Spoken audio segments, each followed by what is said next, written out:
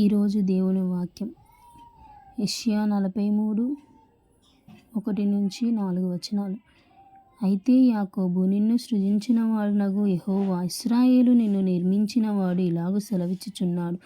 నేను నిన్ను విమోచించి ఉన్నాను, భయపడకుము, పేరు పెట్టి నిన్ను పిలిచి ఉన్నాను. నీవు నా సొత్తు. నీవు జలములలో బడి దాటినప్పుడు నేను నీకు తోడైయుందును.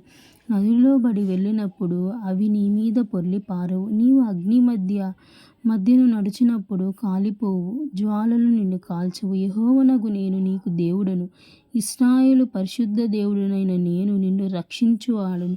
నీ ప్రాణరక్షణ క్రయముగా ఐగుప్తు ఇచ్చి ఉన్నాను.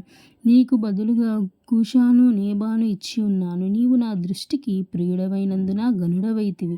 నేను నిన్ను ప్రేమించుచున్నాను గనుక నీకు ప్రతిగా మనుషులను అప్పగించుచున్నాను.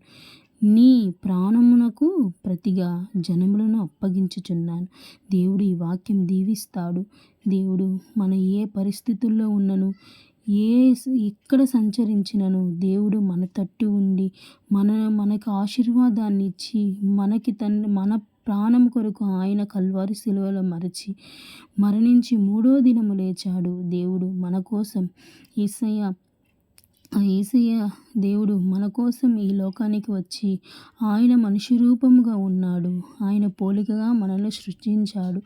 దేవుడు ఈ వాక్యాలను దీవించి మన హృదయంలో ఉన్న వాటినన్నిటిని తీసివేసి దేవుడు మనల్ని పరిశుద్ధపరచి ఆయన యుద్ధకు చేర్చుకుంటాడని మనం నమ్ముచున్నామని దేవుడు ఈ కొద్ది వాక్యాన్ని దీవించునుగాక. ఆమేన్.